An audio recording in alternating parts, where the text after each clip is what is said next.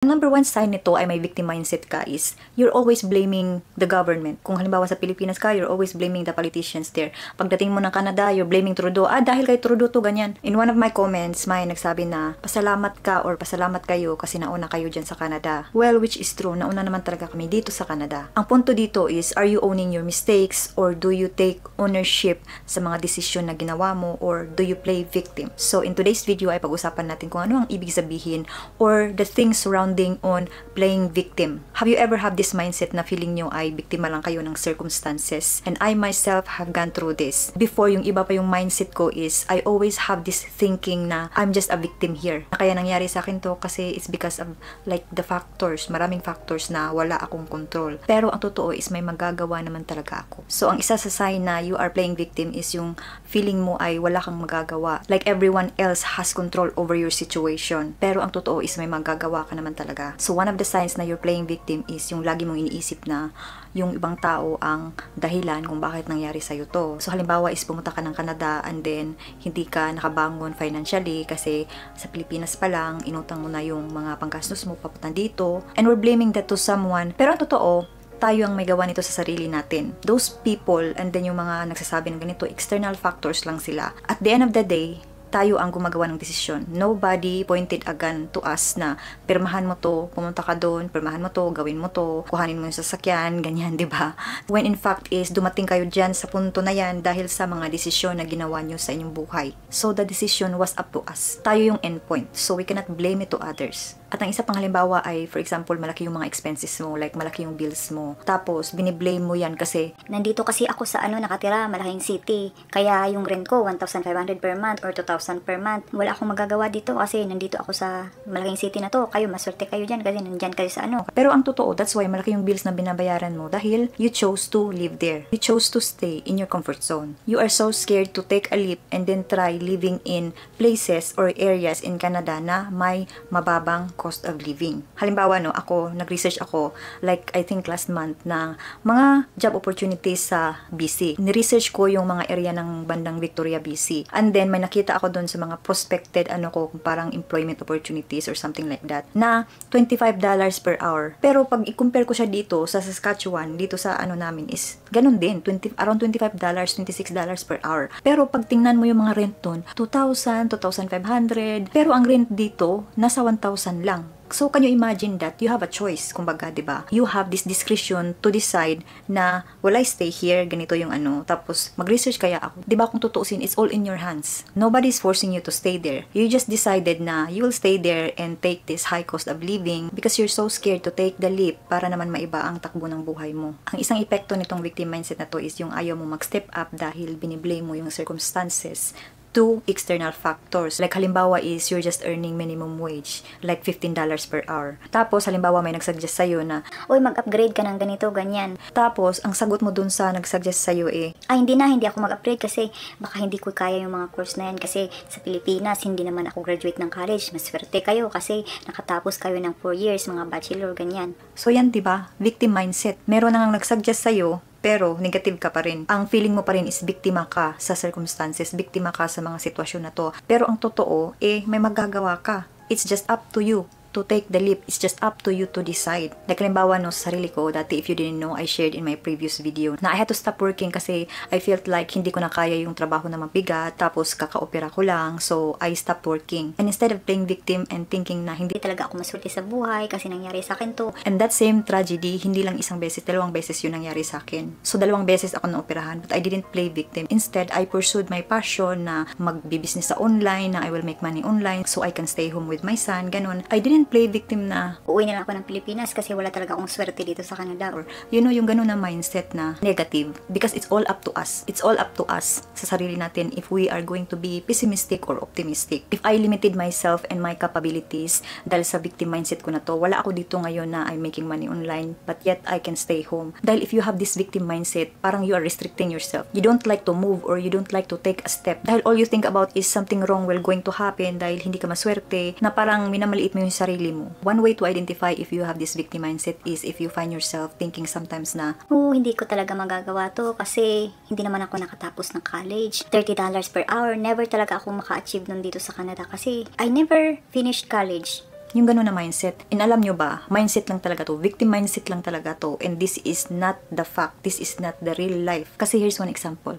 My husband did not finish college. But now, ang rate niya ay 30 plus per hour. And if your mindset all the time is victim ka, na you will never achieve this kind of things sa buhay mo dahil ganito ka lang, of course, hindi mo siya ma-achieve. Kasi ngayon pa lang, you have this limiting belief sa sarili mo. How will you do the steps towards that big thing? Kung hindi mo na gagawin, dahil for you is biktima ka and you have this limiting belief sa'yo, sa sarili mo na ganito ka lang, hanggang dito ka lang. And to tell you that is all in your mind. You will achieve things as long as you will aspire that thing and then take the steps, or in other words, manifest the thing that you want in your life. So after you identify na meron ka nitong limiting belief na you are a victim, meron kang victim mindset sa sarili mo, what will you do? One thing I can tell you is focus on the things that you can control. So when it comes to inflation, do we have control over that? No, of course not. However, do we have control on the other aspect of things when it comes to our finances? Of course we do. For example is, we can budget, or we can save, or we can invest, or we can choose to stay in a place na hindi ganun kamahal ang rent, or hindi ganun kamahal ang mortgage, diba? And ultimately, we can choose to not take out loans, yung mga hulugan.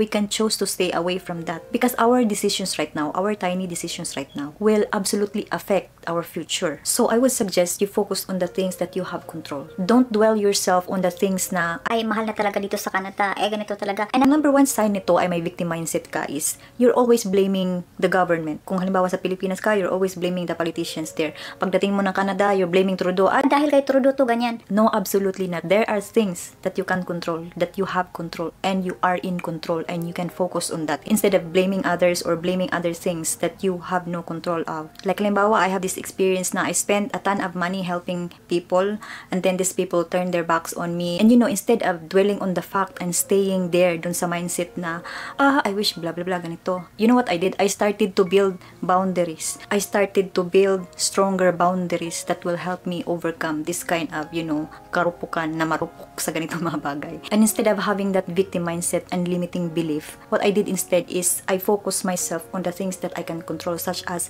building boundaries, creating boundaries, para next time it will not happen to me again. Dahil those are the things that I can control. I can control other people's behaviors. I can control if these people will turn their back on me in the future. One thing I can control is yung sarili ko and how I can build boundaries around myself so that hindi na yun mangyari in the future again. Ang isa pang bagay na may suggest ko is to have this growth mindset. Always think na there is growth in everything. Kahit na maliit na bagay lang yung gagawin mo ngayon, it will absolutely impact your future. So one example again no sa sarili ko, this is what I can think of na nung nag-stop ako ng work, I didn't make any money. I had zero income. And instead of ma-depress ako kasi wala nga akong income, diba? And I felt like my life is falling apart because related dun sa surgeries ko is I lost babies. Yun yung dahilan kaya I had to have those surgeries. But what I did instead is I focused on building skills. I had this mindset na I cannot stay here where I am right now. I have to do something. So what I did is I focused on the things that I can control. So by that time, I don't have money to take courses. Yung mag-aral to learn skills like sa university or sa colleges. But I use the resources na I can access such as the internet. And because of that, I learned a ton of skills na ngayon ay nagagamit ko na to make money. Na hindi ako kailangan maghanap ng trabaho to earn this income that I have. Yung ganun na mindset na if you really want to learn something or learn new skills, you can really achieve that in today's age na meron na tayong internet. There's no excuse kumbaga. Because where did I learn doing tax? And where did I learn bookkeeping? And where did I learn marketing? Like selling online and everything. Like building a website. Like coding. I learned it myself through the internet. And then yung iba may limiting belief na I can never do that kasi I'm not smart.